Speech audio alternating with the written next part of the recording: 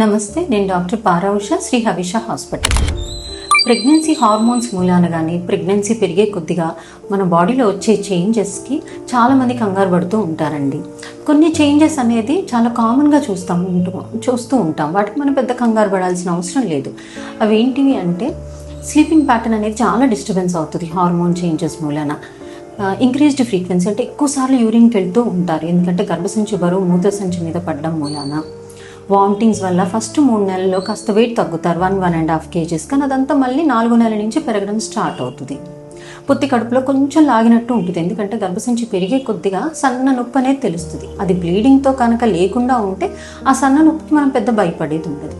ఈ మార్పులు, ఈ 4-5 చేంజెస్ ఏదైతే ఉంటుందో అవన్నీ కూడా మనకి డెలివరీ అయిన తర్వాత లేదా పోను నెలలు నిండే లోపల బాడీకి అడ్జస్ట్ అయిపోతుంది. వీటికి కంగారు పడాల్సిన అవసరం ఉంది.